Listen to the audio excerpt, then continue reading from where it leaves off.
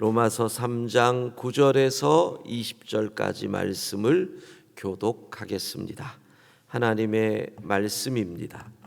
그러면 어떠하냐? 우리는 나으냐? 결코 아니라. 유대인이나 헬라인이나 다 죄 아래에 있다고 우리가 이미 선언하였느니라. 기록된 바 의인은 없나니 하나도 없으며 깨닫는 자도 없고 하나님을 찾는 자도 없고 다 치우쳐 함께 무익하게 되고 선을 행하는 자는 없나니 하나도 없도다. 그들의 목구멍은 열린 무덤이요 그 혀로는 속임을 일삼으며 그 입술에는 독사의 독이 있고 그 입에는 저주와 악독이 가득하고 그 발은 피 흘리는데 빠른지라. 파멸과 고생이 그 길에 있어 평강의 길을 알지 못하였고 그들의 눈앞에 하나님을 두려워함이 없느니라 함과 같으니라. 우리가 알거니와 무릇 율법이 말하는 바는 율법 아래에 있는 자들에게 말하는 것이니 이는 모든 입을 막고 온 세상으로 하나님의 심판 아래에 있게 하려 함이라. 그러므로 율법의 행위로 그의 앞에 의롭다 하심을 얻을 육체가 없나니 율법으로는 죄를 깨달음이니라. 아멘. 아멘. 미국의 모건 주립대학의 글로벌 저널리즘 커뮤니케이션 교수인 스테이스 패튼 교수가 워싱턴 포스트에 올린 글의 내용입니다. 이 글은 2015년 6월 17일에 미국 사우스캐롤라이나주 찰스턴의 임마누엘 감리교회에서, 그곳은 흑인 지역입니다, 성경 공부를 하기 위해 모여 있던 이들에게 백인 남성 딜런 루프가 총을 들고 들어가서 난사를 해서 9명의 흑인이 성경 공부하다가 인종차별 증오범죄주 죽은 사건. 그런데 이 흑인의 유족들이 우리는 당신을 용서합니다 라고 선언한 이후에 워싱턴 포스트에 올라온 글입니다. 내용은 이겁니다. 미국 흑인은 백인, 특별히 인종차별주의자를 용서하지 말아야 한다. 흑인이 행하는 용서를 인정하게 되면 당연시하게 되고 결국 백인만 보호받게 된다. 우리의 끊임없는 용서는 공격과 학대의 악순환을 지속시킬 뿐이다. 이런 내용의 글이 올라갑니다.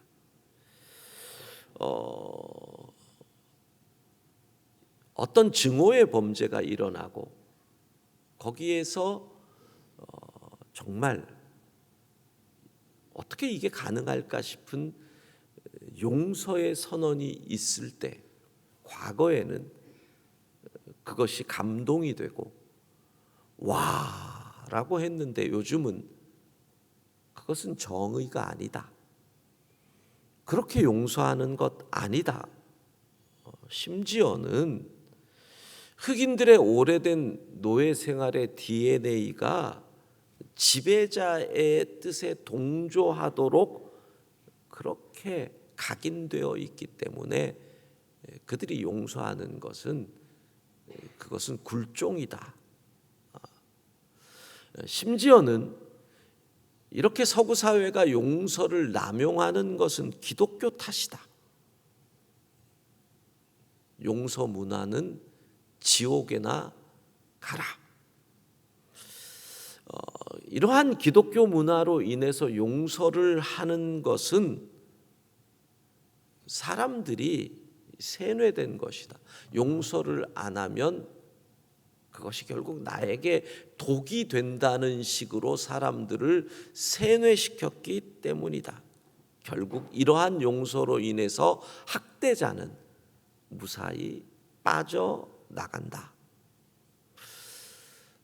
이 시대는 용서와 정의 가운데 이 둘이 공존할 수 없는 시대가, 용서를 하면 마치 정의가 실현되지 않는 것 같은 그런 시대가 되고 있다는 것입니다. 이런 팀 켈러의 책의 내용을 읽으면서 제 마음에 든 생각은, 그러면 이 땅에 용서가 없는 나라가 되면, 굳이 표현을 한다면 정의만이 있는 세상이 된다면 살만할까? 우리 모두는 정의로운 세상을 꿈꾸는데, 이 시대가 말하는 정의로운 세상은 용서가 없는 세상의 또 다른 표현이 되었다는 겁니다. 가해자에게 벌을 줘야 하고 다시는 그런 짓을 못하도록 할 때 이 땅은 정의로 충만한 세상이 된다라는 겁니다. 그래서 우리는 늘 정의로운 세상을 꿈꾸죠. 그 유명한 5공화국의 이 지침도 정의 구현, 정의. 우리는 늘 정의로운 세상을 꿈꾸는, 이런 표현을 쓰면 이상할까요? 유혹에 빠집니다.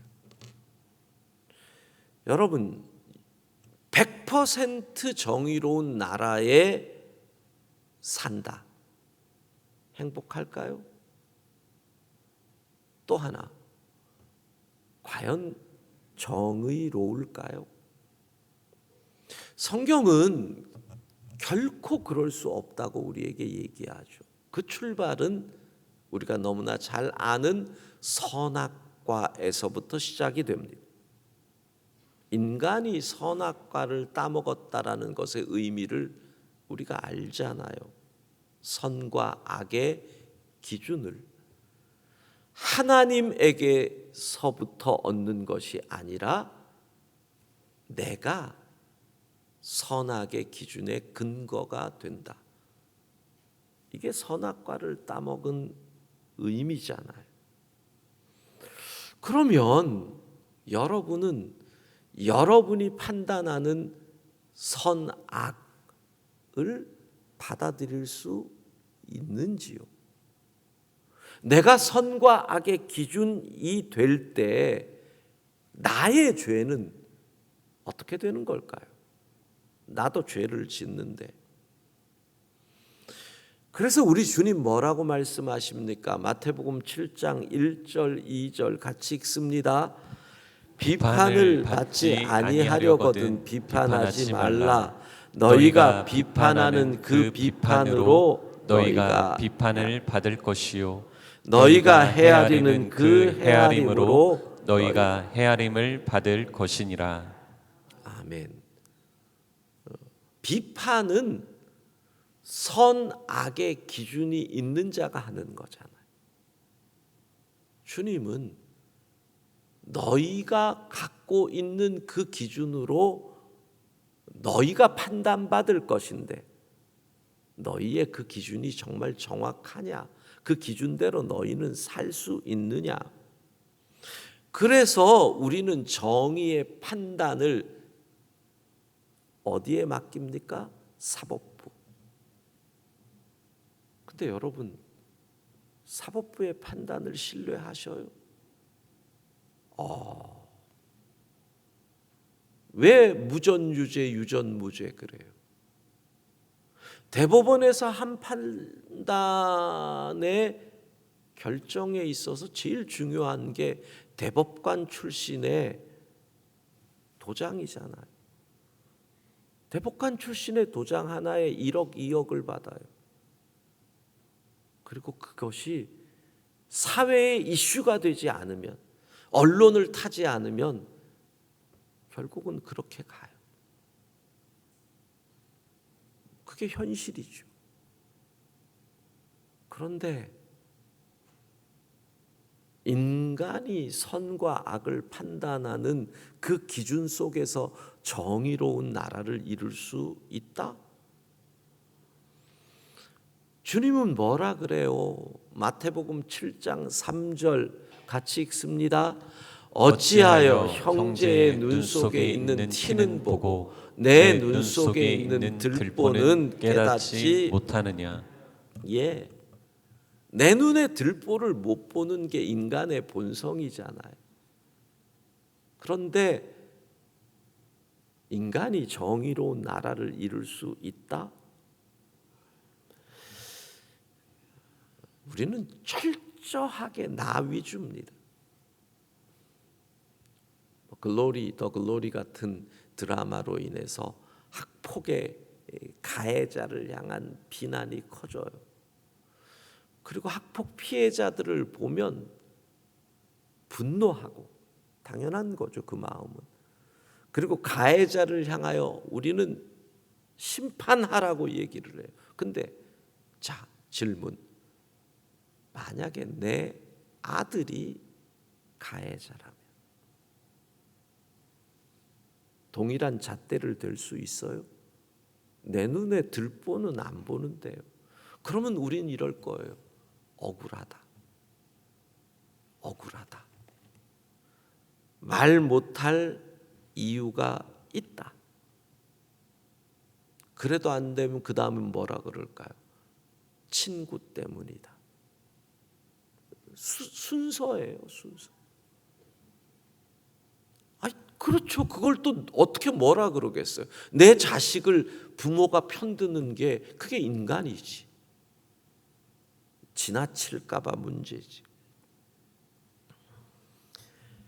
결국은 오늘 본문이에요. 이 세상은 정의로운 세상이라는 의미가 뭐예요? 율법이 다스리는 세상이 된다는 거예요. 오늘 본문. 인간은 다 죄 아래에 있다. 그래서 10절에 의인은 없나니 하나도 없고 깨닫는 자도 없어요. 하나님을 찾는 자도 없어요. 12절 다 치우쳐. 이게 선악과를 먹은 인간을 향한 성경의 표현이죠. 내가 선악을 분별할 수 있다고 하는데 다 치우쳐 있어요. 다 치우쳐 있어요. 저울이 어디로 기울어요? 나의 이익을 위해, 나하고 관계 있는 자를 향해 기울어져 있어요.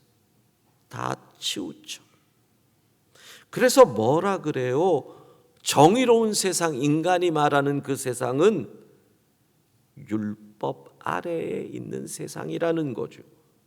근데 20절 율법의 행위로 의롭다 하심을 얻을 육체가 없나니 율법으로는 죄를 깨달음이라. 즉 우리가 꿈꾸는 정의로운 세상은 죄인만 있는 세상을 말하는 거예요. 그래서 저는 이런 생각을 했어요. 정의로운 100% 정의로운 세상을 이룬다라는 것은 사단이 꿈꾸는 세상이다. 사탄의 유혹이다. 이게 모순이 있는 말이에요. 왜? 사단과 정의가 연결되니까. 근데 그게 왜 유혹이에요? 100% 정의로운 나라가 불가능하니까.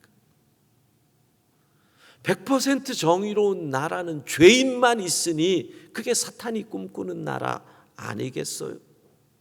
여러분, 율법이 다스리는 나라의 특징이 뭐예요? 다시가 없어요. 다시가 없다는 말이 뭐예요? 멸치다시가 아니고 좀 주무시는 것 같아서 기회가 없다는 거예요. 모두 포기해야 되는 나라, 죄의 값을 치러야 되는 나라. 이 부분은 중요한 부분이라서 다시 이번 주간에 제가 다룰 거라서 넘어가고, 용서가 없으면 기회가 없어요. 용서가 뭐예요? 은혜잖아요. 은혜. 사랑하는 성도 여러분, 은혜가 있기에 우리는 살 수가 있고, 은혜가 있기에 우리는 다시 시작할 수 있고, 은혜가 있기에 우리는 다시 기회가 오는 줄로 믿습니다. 정의가 필요 없다가 아니에요. 심판이 필요 없다가 아니에요.